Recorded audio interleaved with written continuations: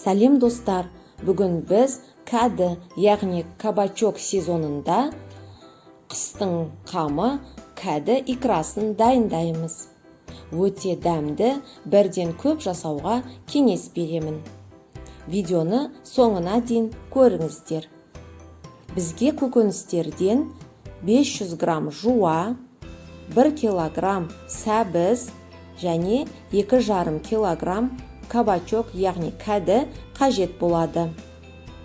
Барлық көкөністерімізді жуып, тазалап, қуыруға ыңғайлы етіп турап аламыз. Видеода көрсетілгендей. Жуаны тураймыз, ұсақтап, сәбізді тураймыз және кабачогымызды да турап аламыз. Видеода көрсетілгендей. Енді қазанға 150 грамм сұйық май құйып, жуаны қуырамыз. Сол арада бөлек ыдысқа қалған 150 грамм сұйық майымызды қосып, кәдімізді қуырамыз, яғни бұқтырамыз.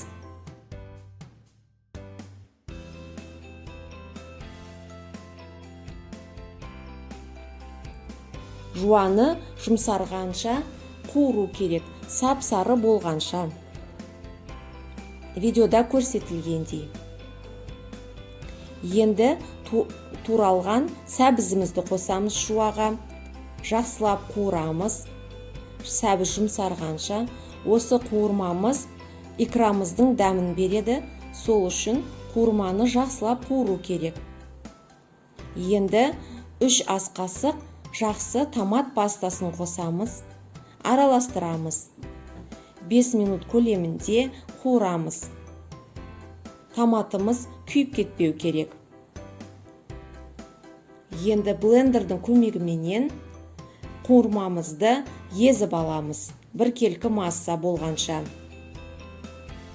Қуырылған кәдімізді де блендердің көмегіменен езіп аламыз, пюре болғанша.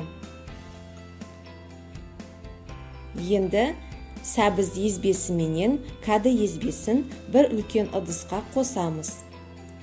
Араластырамыз. Видеода көрсетілгендей. Икрамызға 1,5 ас қасық тұз қосамыз. 4 ас қасық қант қосып араластырамыз. Икрамыздың дәмін көреміз.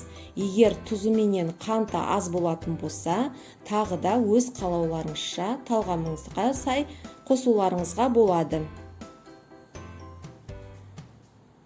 Бұрыш қосамыз, қара бұрышымызды. Араластырамыз. Енді осы уақыттан икрамыздың қақпағын жауып, 30 минутқа бұқтырып қоямыз. Арасында араластырып тұруды ұмытпаймыз, асты жабысып қалмауы керек. 30 минут өткен соң 70% уксустан 1 ас қасық икрамызға қосамыз, араластырамыз. Тағы да 5 минутқа бетін жауып, отта қоямыз. Уақыт өткен соң араластырамыз. Біздің икрамыз дайын.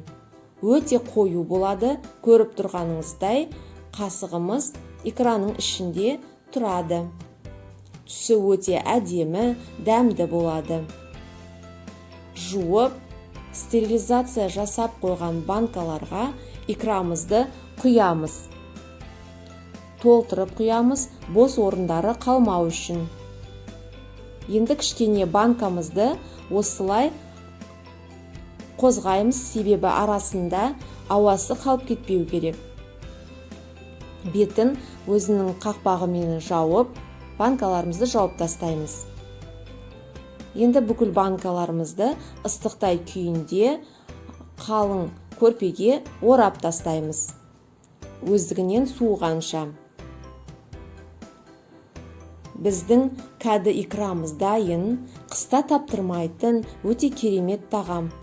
Міндетті түрде жасап көріңіздер, кеңес беремін. Отбасыларыңызға ұнайды. Икрамыз өте дәмді, тіл үйіреді.